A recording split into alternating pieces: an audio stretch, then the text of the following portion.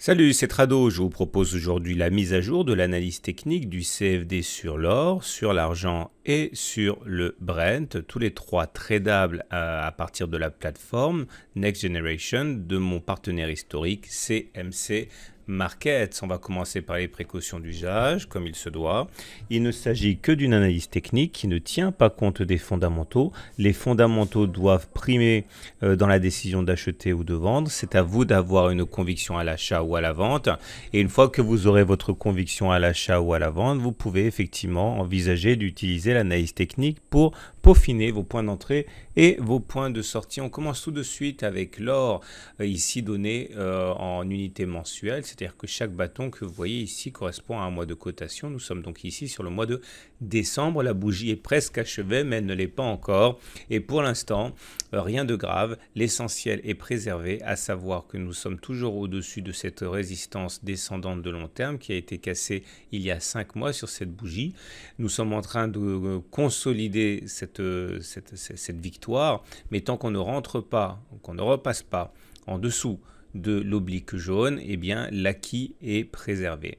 Si on descend d'une unité de temps et qu'on utilise l'analyse de tendance en unité de temps hebdomadaire cette fois, on voit que la tendance n'est pas clairement établie puisque on a un système de tendance, celui des pics et des creux, qui montre que la tendance est haussière.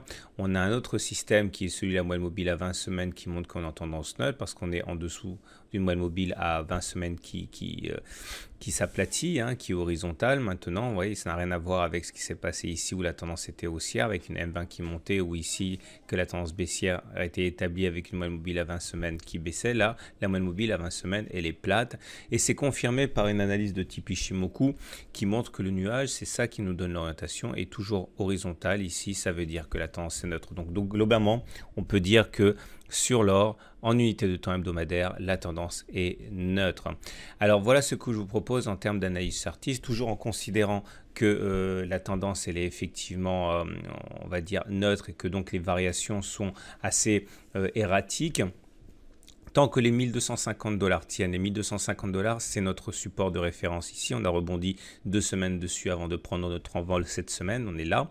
Et bien, tant que les 1250 $ sont préservés, on peut viser les 1300 $ pour ce rebond technique. Si on arrivait à passer les 1300 $, effectivement, on n'aurait pas grand-chose pour nous empêcher d'aller chercher les 1350 $.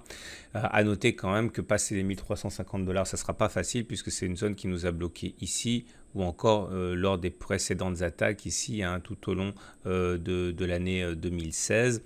Donc on surveillera bien que les 1250 $ tiennent. Et d'ailleurs, s'ils ne devaient pas tenir, un retour sur les 1205 $ serait tout à fait envisageable. C'est la zone où un support fort s'établit. Vous voyez comme les 1205 $ ont déjà servi de support ici ou encore là. Et en cas de fracture, des cassures des 1205 $, on n'aurait rien pour retenir notre chute d'évident à part les 1190 $ correspondant à ce support-là et les 1130 $ par la suite. On retiendra donc que pour l'instant, la tendance elle est neutre, que la tendance de long terme est encourageante et que, a priori, tant que les 1250 $ ne lâchent pas, on peut envisager un retour sur les 1300 $. Si on regarde maintenant l'argent, on voit qu'en unité de temps mensuel, on est tout proche d'un support très solide qui a déjà servi de base de repli de nombreuses fois et qui a été effectivement très efficace. On est là actuellement en unité de temps mensuel et on voit que la tendance en unité de temps hebdomadaire, cette fois-ci par contre, n'est pas sujette à ambiguïté. Elle est neutre au regard de tous les systèmes de trading. Vous voyez, les pics descendent, les creux montent. Il y a une divergence, ça veut dire que globalement c'est neutre. On voit que la moyenne mobile à 20 semaines est plate et on voit que le nuage Ishimoku également est à plat. Donc pas de doute pour l'Ishimoku ni pour les autres systèmes. L'argent est en tendance hebdomadaire, ce qui veut dire encore une fois que les tendances, les évolutions sont assez erratiques. On voit qu'on a bien rebondi sur les 15,5 $ qui ont été très souvent mentionnés parce que c'est une zone qui a servi de base de repli à plusieurs reprises. Cette semaine, justement, on a marqué le coup en rebondissant par rapport à ces 15,5 $. Ça nous donne donc pour objectif d'aller chercher les 16,7 $. Pourquoi les 16,7 $? Parce que c'est une zone ici qui a fait support 1, 2, 3, 4 fois. Et on a coutume de dire que lorsque un support lâche, il devient résistance. Le support ayant lâché ici, il est devenu résistance à 16,7 $. Si on passe les 16,7 $, un retour sur les 17,3 $ ici serait notre prochaine difficulté, notre prochaine résistance. C'est la zone qui nous a déjà bloqué à plusieurs reprises. Et après les 18 $ ici, puisque les 18 $ ont été capable de bloquer l'avancée des cours lors des 2 semaines que l'on voit ici. Et puis derrière, effectivement, si on passe les 18,7 $. Mais les 18,7 $ seront particulièrement difficiles à passer. Hein. C'est une zone qui est à moyen terme infranchissable. Hein. Par contre, une cassure des 15,5 $ ouvrirait la voie aux 15,2 $. Et puis plus bas, si on casse les 15,2 $. On retiendra surtout pour l'instant que nous sommes en rebond technique et que tant que les 15,5 $ ne sont pas cassés, l'objectif est d'aller chercher les 16,7 $. On va terminer avec le pétrole. Maintenant, le pétrole qui est en données mensuelles ici est en bonne forme. On voit que le retour à la moyenne mobile à 20 mois s'est fait et qu'on a bien rebondi dessus. Le prochain objectif semble être les 70 $ à peu près ici.